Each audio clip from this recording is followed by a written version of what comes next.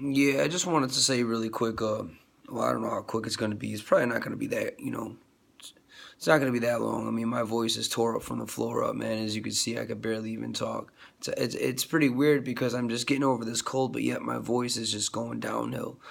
I don't know. I don't get sick that often.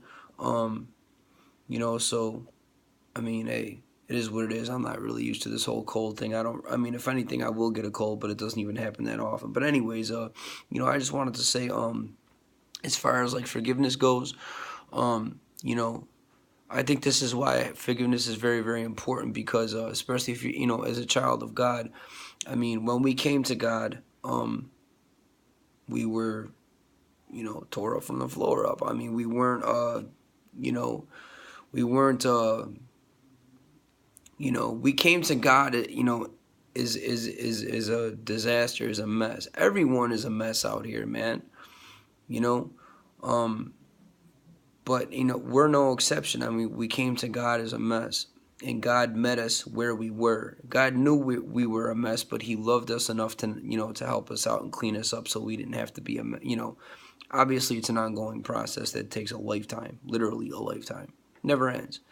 But I mean, He met us where we were. Um, you don't. He never said, clean yourself up, dust yourself off. He never said any of that. He just came down here and died, and and that was it. um, but he never said, before you come to me, you have to meet a certain criteria, or look a certain way, or shake this habit or shake that habit. He knew that sin is too powerful. You couldn't overcome it unless you had the Spirit of God within you to help you overcome that. So I mean, he never expects anyone. He never expects anyone to just um, be perfect, so to speak. A lot of people think that they have to, earn or clean themselves up, or they're not good enough for God. They have to be a certain way for God to accept them. God knows you're a mess. He knew that when He died. That's why He died. So come to God as you are, but just be serious about it. Don't be a little. Don't just be a 45-minute a week, person where you just go to church, and then once a week or whatever, and then just leave and go about your life.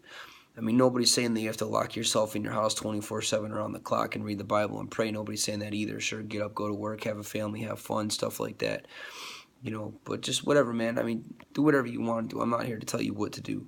I'm just saying, you know, um, as far as forgiveness goes, God, we came to God a mess. He met us where we were, and you know so I think it's um because of that grace. God could have said clean yourself up, but He knew you couldn't do it. And I know it's humanity, like it's human to not like to look at people, not that you're making excuses for people, but people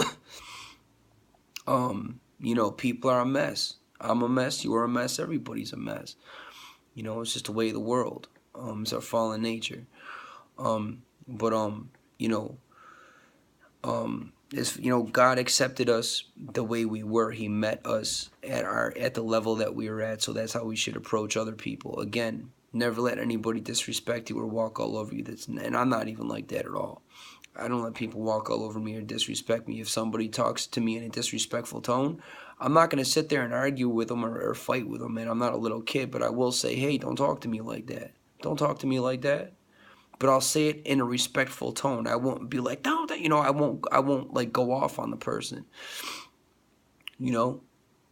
But I will say, hey, don't talk to me like that, man. Are you serious? Like I won't add all that, are you serious stuff, because that's just instigating the situation. I'll just say, excuse me, don't talk to me like that. I'm a 36-year-old adult. Don't talk to me like that.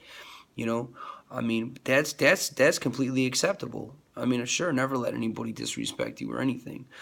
But as far as like forgiveness goes, I mean, God forgave you for everything. As long as you belong to Him, you're forgiven, and we should approach people like that, enemies and such. We should teach them. We should meet them where they're at, not accept what they've done, but forgive forgive the debt and meet them where they're at, so to speak. Just kind of accept the fact that they hurt you, and give it to God and move on. That's what I'm trying to say. So I guess that's all I really have to say. I mean, it's just a plain and simple video. It's nothing complex or complicated. I tend to make my videos complicated in the sense of I feel sometimes I go too much into it could easily it could be so simple sometimes, but then I complicate it because I explain myself too much. But I just want people, because I know I'm not very good at explaining things. You know, at least I don't think I am. I mean, sometimes I go back and watch these videos and they're just not the way I want them to. But other times they turn out better than I thought they would. So whatever. That's just a simple video I just wanted to put out there, and just meet, and even people who don't belong to God, really. I mean, to truly forgive somebody who really, really hurts you, it's gonna take the power of God, like majority of the time, So I'm just saying. Even just meet people where they are. Again, nobody's ever saying that you have to let people walk all over you. I'm not like that. You shouldn't be like that. Nobody should be like that. But just meet people where they are, and just see that the person has a need. As humans, we tend to focus so much on the offense. Like, we're so narcissistic that we just pay. I mean, sure, it's a natural knee-jerk reaction to get offended when somebody offends you. It's an offense. They don't call it an offense for no reason, because you're offended, especially if it's unjust behavior. But at the same time, sure, go through the motions of being angry. Even God got angry in the Bible. There's nothing wrong with anger as long as it's righteous anger. But eventually you have to get over that righteous anger, and situation for situation. Situations vary. Some situations are going to take longer than others. But just meet the person where they are and just really understand, not with your head, but in your heart, understand that person really has a need. That person has a need. There's a reason why that person acted out and they hurt you in an unjust sort of way. It's not about feeling sorry for somebody. It's not about, giving somebody charity. It's not about that. It's not about charity or anything. It's just about the fact that, that it's, he or she, whoever, your offender's a person. And, they have a need. Honestly, I know, trust me, I've been hurt in my life, man. Look, I'm no stranger to, heartache and pain. I'm no stranger to that, trust me. If I told you some of the stuff that I've gone through, man, you'd be like, wait, what? Really?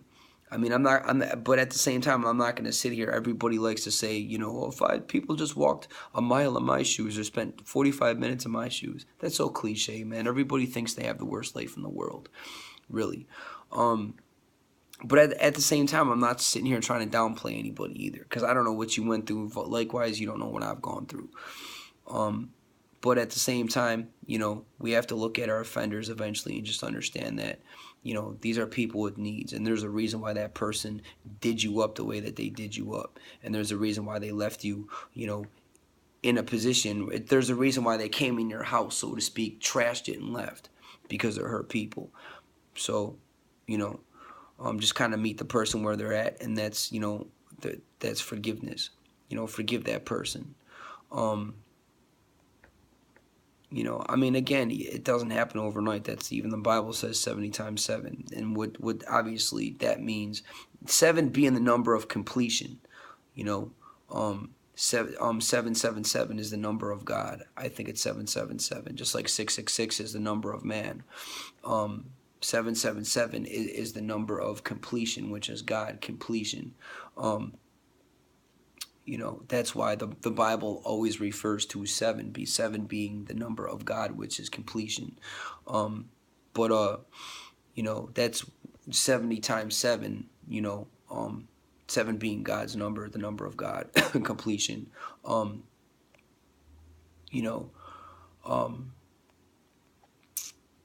So I mean, God knows that, there's going to be circumstances in your life, my life, your life, everyone's life, you know, um, that you're not gonna just be able to say, oh, it's okay, don't worry about it. I mean, I'm going through some things, and sometimes it's a process. It is a process, but you know what? It's a process that God died to free you from. So I mean, and He has no problem meeting somebody where they're at, but the only thing He expects of you is to meet people where they're at. Never said ever excuse the behavior, and they will be dealt with in God's way, not our way.